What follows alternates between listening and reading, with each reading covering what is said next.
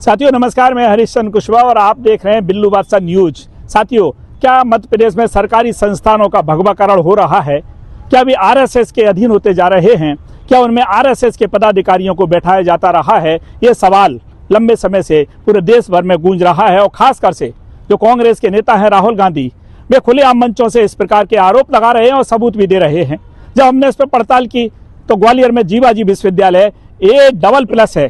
जीवाजी विश्वविद्यालय नेक से A++ grade है और इस A++ विश्वविद्यालय में देखें रजिस्ट्रार और कुलपति आरएसएस की विचारधारा के हैं, आरएसएस से जुड़े हुए हैं। प्रोफेसर राजकुमार आचार्य वाइस चांसलर यानी कुलपति हैं और प्रोफेसर राकेश सिंह कुशवाहा रजिस्ट्रार हैं।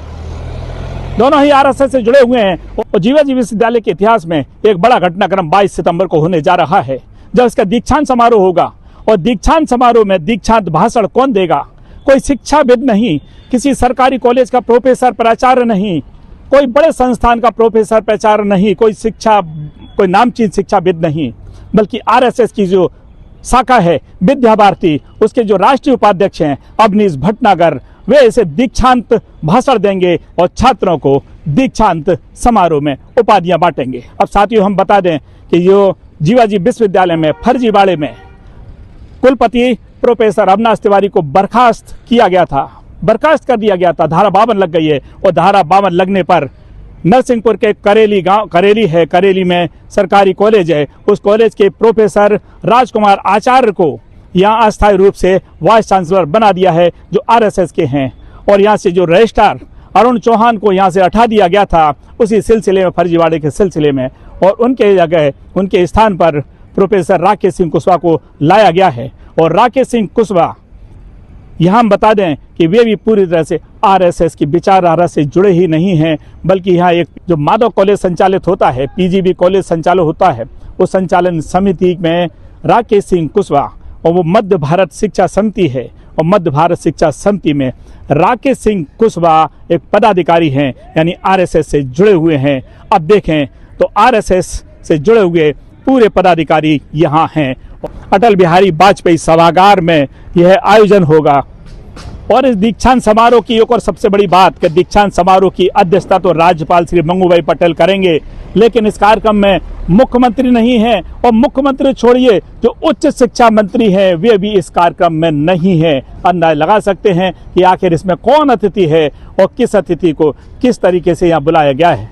दूसरी ओर बात बता दें कि जीवाजी विश्वविद्यालय में 31 प्रोफेसर नियमित हैं। 31 प्रोफेसर में से 80% लोगों ने अप्रत्यक्ष रूप से आरएसएस की सदस्यता अप्रत्यक्ष रूप से ले ली है। वे आरएसएस के कार्यक्रमों में आने जाने लगे हैं और कार्यक्रम अपने यहाँ कराने लगे हैं, और जो कार्यक्रम कराते हैं उनमें मुख्य अतिथि और अतिथि के रूप में आरएसएस के पदाधिकारियों को बुलाते रहे हैं। ये शिक्षा का पवित्र बंधन अब इस प्रकार से विवादित होने लगा है और इस पर विवाद खड़े होने लगे। इतिहास में पहली बार ऐसा हो रहा है कि शिक्षा का भी भगवाकरण किया जा रहा है। ग्वालियर शहर के अंदर, ग्वालियर शहर की जानी मानी यूनिवर्सिटी जीवाजी विश्वविद्यालय के अंदर जो कल दीक्षांत समारोह होने जा रहा है, उसमें आरएसएस के लोग डिग्री बांटने का काम करेंगे, वहीं राज्यपाल अध्यक्षता करेंगे। ये जब इससे पहले कार्यक्रम हुए हैं तो माननीय राज्यपाल के माध्यम से छात्रों को डिग्रियां देने का काम हुआ है। ये पहली बार हो रहा है कि आरएसएस के लोग वहां पर आकर के डिग्री देंगे, वहां पे आके भाषण देंगे। शिक्षा का भगवाकरण आम आदमी पार्टी बर्दाश्त नहीं करेगी।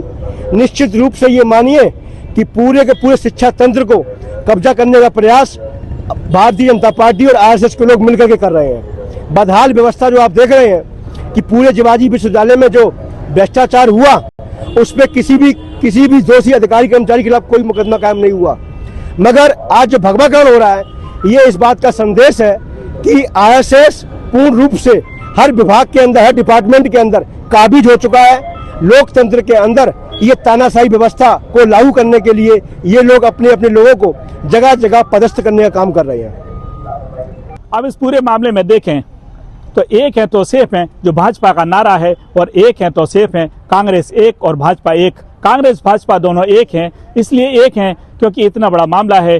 देश में राष्ट्रीय स्तर पर राहुल गांधी इस प्रकार से तीखे हमले कर रहे हैं। तो ग्वालियर में देखें 3 कांग्रेस के विधायक हैं और तीनों मौन हैं। एक सांसद का चुनाव लड़ चुके हैं, बेबी मौन है। विधायक का चुनाव लड़ चुके हैं, बेबी मौन है। अध्यक्ष मौन है, यानी कांग्रेस पूरी मौन है।